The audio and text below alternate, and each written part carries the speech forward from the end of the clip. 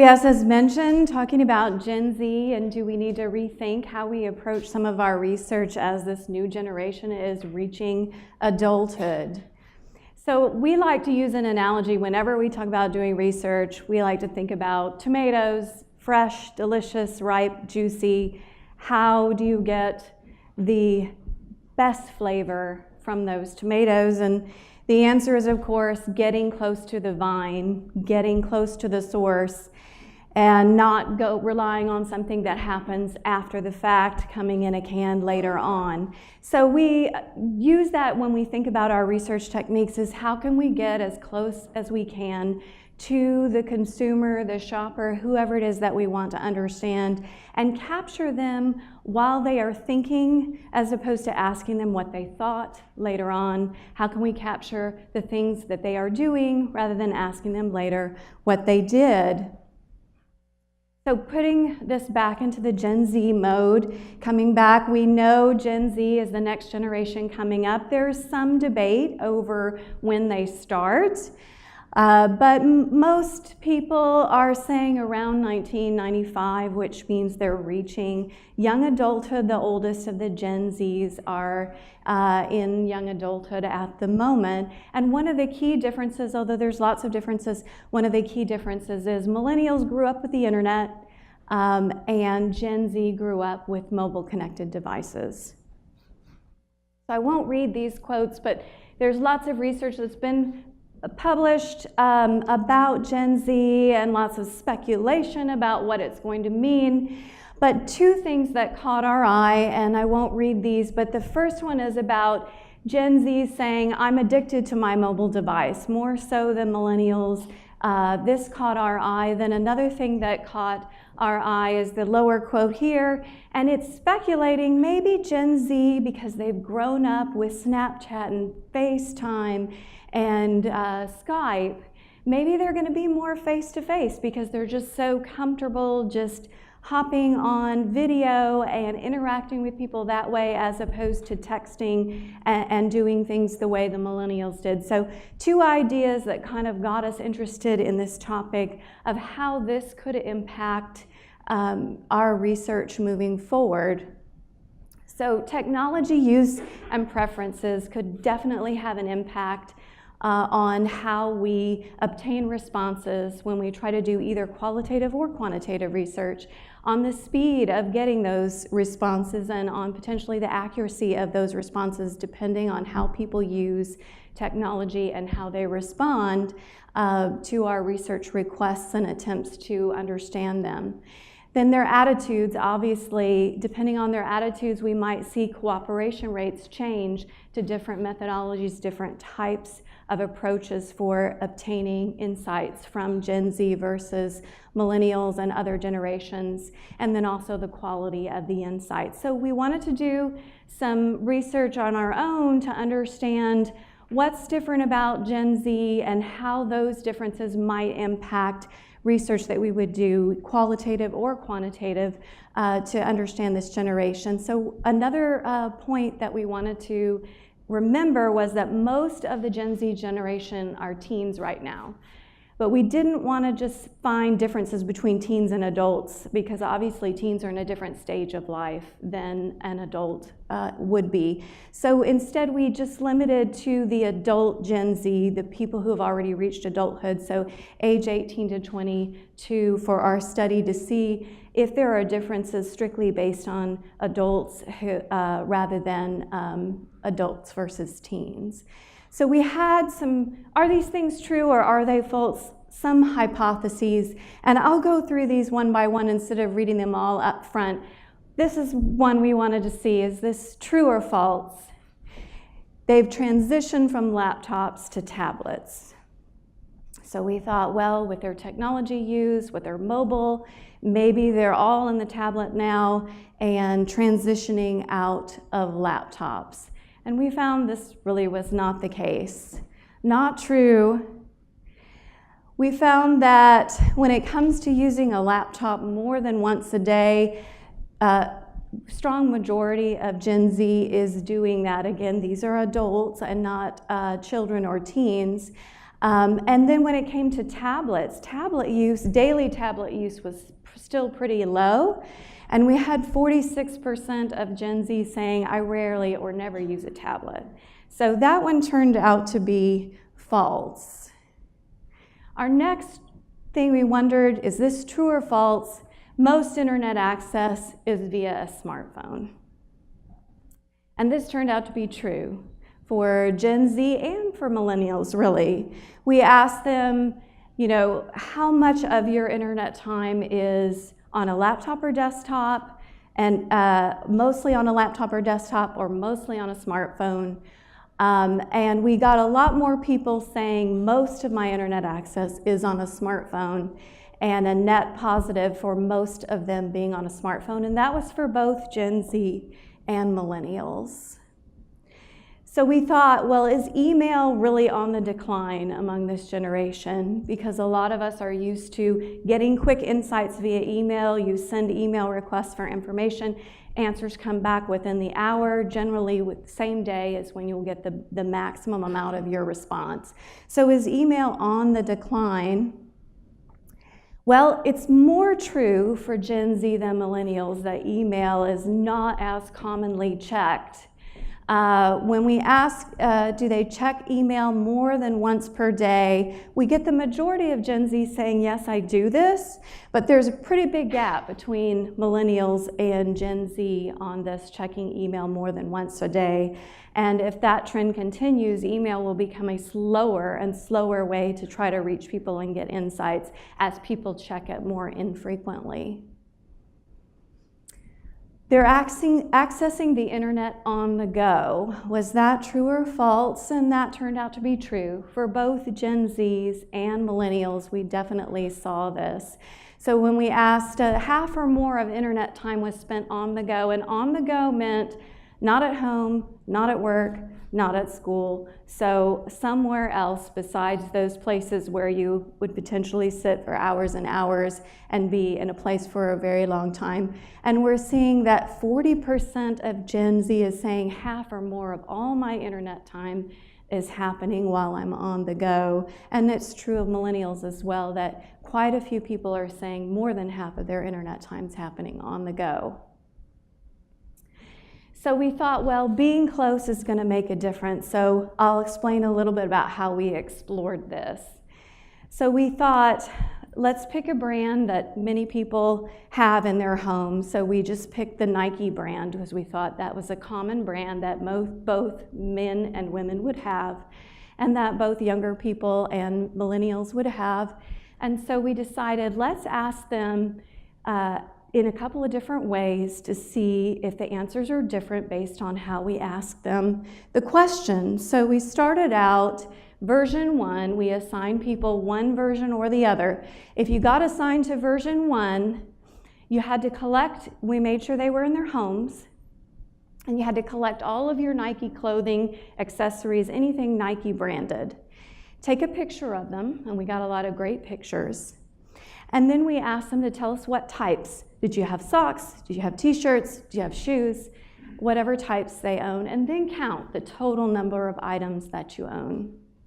The second version was just based on recall. What types of items do you own? Just tell us. And how many items did you own? So we thought being close would make a difference, and it did. It did for both of the audiences.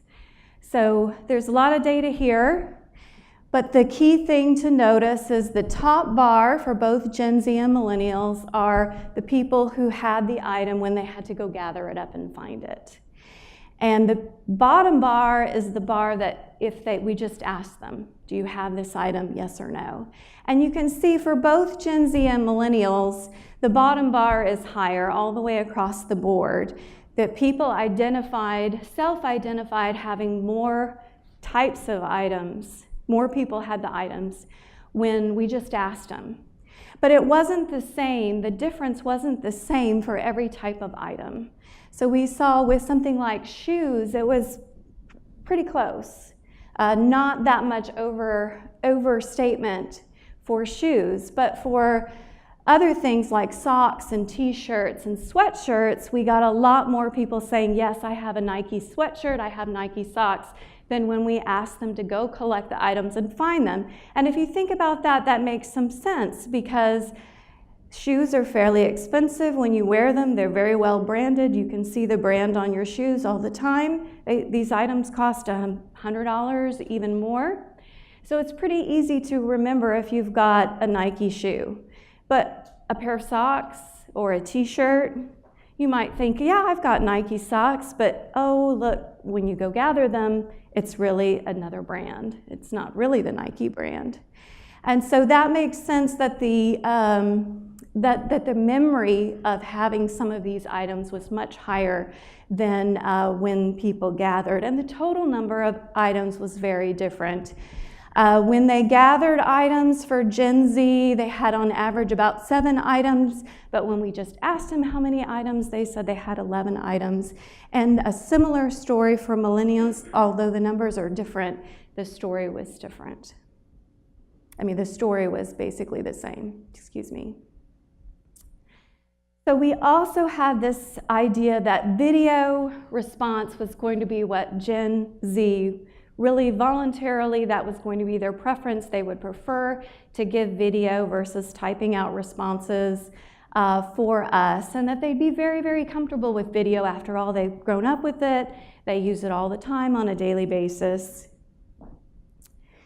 And this one turned out not to be true.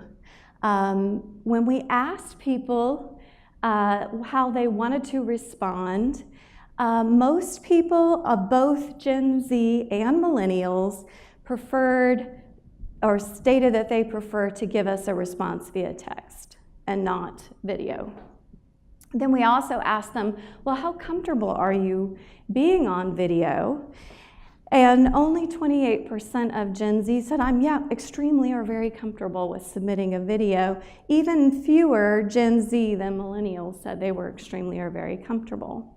Now, I should point out that prior to asking them what their preference were, we did the same sort of assignment like we did with the gather versus the recall. And we had assigned to a group at random, you have to do some videos.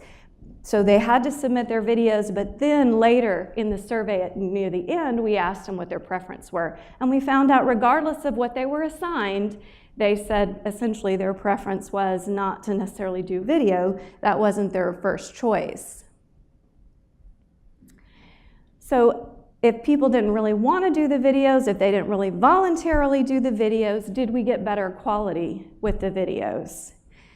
And here this turned out to be very true. We got much better quality when we required people to submit the videos. And again, this is before they had the choice. One way we looked at quality, and I'll show you some of the videos we got in a moment, but one way we looked at quality is just the amount of information that we collected. There was no requirement of any particular amount that they submitted, but we got, on average, 3 times the number of words when people submitted videos, and that wasn't just a couple of overachievers, because on the median number of words, that was also much higher. So I'll show a couple of the videos. It's a good example of what we achieved, and I apologize, the sound is not very loud. It's up as loud as it can go. So hopefully if we're all really quiet, we Personally, I love Nike. I have so many of their clothes. I have hoodies, t-shirts, yoga pants. Their Roshi shoes right now are my favorite. I have like 30 pair of tennis shoes. Some of them are even the same color. They're so comfortable. They're lightweight. It feels like you don't even have shoes on, and their clothes like last forever. The colors don't really fade. It's just an overall great quality, and I definitely recommend anyone to buy their brand. It is a little bit more expensive, but you get what you pay for. So that was one Nike partisan. As you can see, she gave a lot of detail about not just that she liked Nike, but why referring to specific products, giving us information about the durability of the product, the wear, the comfort. And then she also mentioned the pricing, the value for the price, that she felt they were more expensive but worth it. And so lots of detail, rich detail, without really any prompting that flowed voluntarily from the video response. So this middle video, she's a little more iffy towards the brand. Okay, so my impression on Nike is that it's a very sporty brand. I don't think I've ever bought a Nike product, or if I have, it was a very long time ago. So in my personal experience, I think it's a sport brand, and they probably have some good sneakers, but they are too overpriced for me to get them or look into them. And I also don't exercise that much, so I don't think I need to spend a lot of money on any good exercise products from Nike. So that is my overall impression. So again, a lot of detail there about why she really wasn't a partisan of the brand, not really, just felt it wasn't really for her, and lots of reasons why. This last one here is a brand critic, and he has a lot to say as well. Oh. So long as Nike continues to use the sources that they currently use, I will never buy Nike, and I will try to keep people from buying Nike, and I will explain to them where those shoes, those clothes are made, and the people that they're made by, and the kind of conditions that Nike is keeping them in just to have quote affordable prices, even though they're not the most affordable brand. I think if Nike were to enter the fair trade agreement, I would be doing a 180. I would support their brand entirely. I would promote them, but right now it is the exact opposite. I do not support them.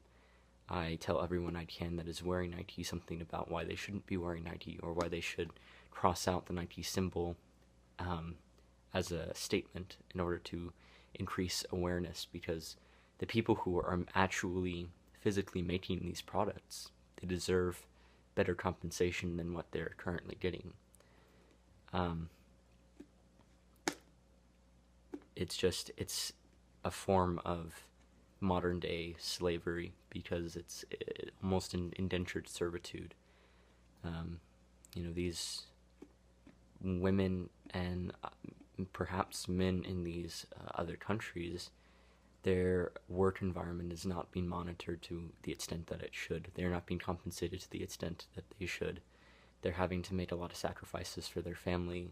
If they receive any kind of injuries on or off the job, they don't have a job anymore. That's kind of the end of their life, and their kids, if they have any, have to take up working at early ages, earlier than they should. They have to give up chances of education. It's not right. And I think Nike, as a very large corporation, has an immense power of shifting all of that and making the lives of many much better. And until they do that, I will continue to disapprove of Nike and continue to spread the awareness to everyone around me.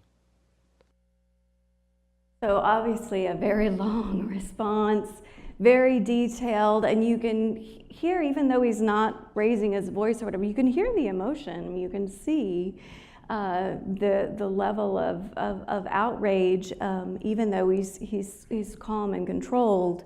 So a lot of detail in these video responses. We had a separate group that was assigned to give us a response via text, and we found many of the same sentiments there, but where was lacking is in detail. So an example of someone who was a Nike partisan, of which there were many, they're well made, they're good material, their prices go to match the high quality of their products, essentially the same idea, as we heard in one of the videos, but you can tell the level of detail definitely not there. The person who was sort of, it's an okay brand, but it's just not for me. Nike's too expensive, I'm not very active. Again, these were different people that gave these responses, but you can tell the level of detail, the level of emotion is not there. And then we did get brand critics. You know, I have a love-hate relationship. They're nice quality, but the way they have the shoes produced, I don't agree with. And that was kind of all that was said, as opposed to the much more detailed response that we got with the videos. So if videos are something that people preferred, which was where we started out wondering, do people prefer this? Then we thought, well, maybe if people do videos, it'll make the study feel easier, it'll make the study feel shorter. So we did ask this question of people who did videos versus people who did not. And again, this was based on their random assignments. And it turned out to be false, that people did not feel that video made the study easier or shorter. We asked if they were required to do the video, they're on the top, and if they were not required, they're on the bottom. And there was really no difference in perception of how long it took to do the study. And it was a little bit more likely to say that the study was easy if they didn't have to do the video. On the flip side, no, now that we know that they didn't actually prefer to do the video, then you might wonder, well, is it really going to make the study that much harder, longer? And again, it didn't make the study longer.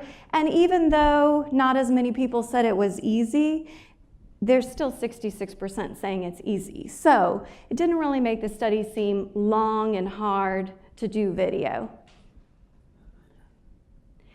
So where does this net out in terms of applications for either qualitative or quantitative research? One thing is design for mobile first, not after the fact. Don't assume that people are going to take studies via laptop and then maybe a few will come in via mobile. They're on the go, they're accessing more often via mobile, and also mobile allows you to get people to show rather than tell. And when you ask them to show rather than tell us, again, the gathering exercises, the videos and so forth, you get better quality responses, richer responses. And people might not voluntarily give you videos and photos, but if you incentivize them properly, it's really worth it. You're going to get more, richer, better data based on those types of responses than you would with some standard text responses. So we've taken those into a study we did on back to school shopping. This was not for Nike, this was a totally different study. But we took these ideas and we said, how can we get Gen Z teens, Gen Z young adults, and millennial moms who are buying for their younger kids for back to school and understand the whole shopping process, buying process. This was a qualitative study, and we used the mobile platform for that. We had started out with people talking about their interest in what they wanted to shop for. And so rather than, let's say, bring people into a focus group room and a stack of magazines and have them make collages about what were their style inspirations, what did they want, what were they interested in, we had them use Pinterest because they're already using Pinterest. So they gave us pictures of their Pinterest boards and had them do their shopping research that they would normally do and pin things as they normally did, and come up with those Pinterest boards as those collages, things that they were interested in. We had them pull out outfits from their closets that they were planning to wear as school started, or in the case of the moms, the outfits for their kids, what were their outfits they were excited to wear. Of course, we used video for them to tell us what their opinions were. And we also had their style inspirations. We had them do this as they were planning their shopping trips, and giving us pictures of what they were using to determine the types of styles that they were going to shop for. And then as they shopped in stores, we had them take pictures of the things that they noticed, the things that stood out to them, and we put these together and we really developed some rich qualitative insights for our client about how people shop for back to school using some of these methodologies. So again, it kind of goes back to what we were saying about the tomatoes on the vine, trying to get close to people while they were actually preparing their back to school shopping trips, while they were in the stores doing the back to school shopping, and collecting those insights while they were actually doing those activities in their natural environment and using the devices that they normally use, which was primarily their mobile phones. So if there are questions, I can take some now, and also will be out at the tables. Any questions for Renee? Yes. Did any of your research address bulletin boards and how Generation Z responds to bulletin boards and how rich they make the data or not?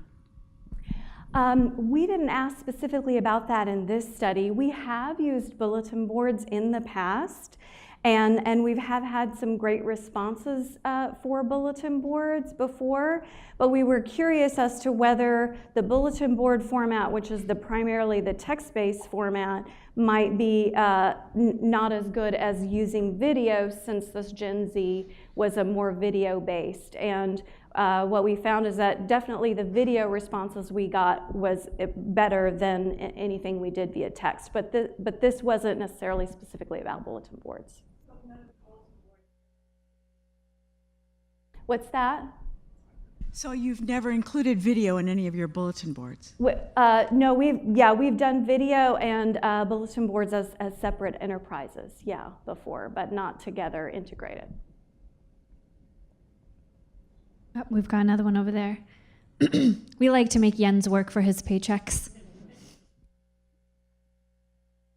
Hi, I'm just wondering if you can speak at all to the barriers that the respondents had to completing videos, and if you think that any of that could be overcome by asking for audio instead. That's a good question. We have done audio as well, and collected responses via audio. And in this particular study, though, we didn't include the audio piece, but we have done audio before as an alternative to that.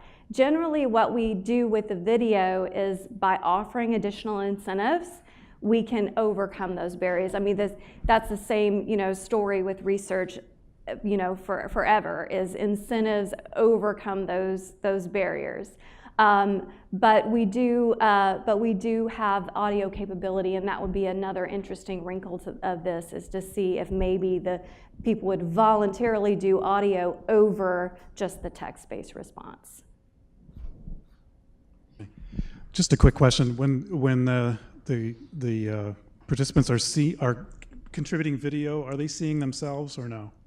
Yes, they do. When they do a selfie video, yeah. Or try it without and see if there's a difference? Well, the way we collect them, you do see the video. We do encourage people to see it, though, because occasionally with video, well, not just occasionally, a lot of times you get videos like up people's nose, like it's not, So I mean, as researchers, you're like, yeah, that's great, I'm still getting good insights, but I know if you ever try to show these to your internal stakeholders or to clients, they can't get past the fact that the angles are off and there's big shadows, the person's head looks 10 feet high.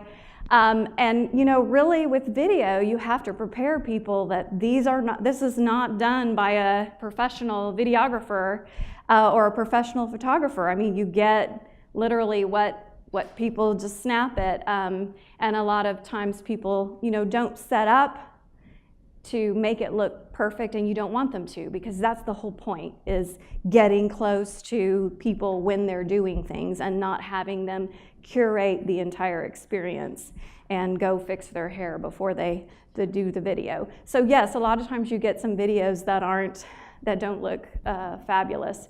And audio may help with that as well.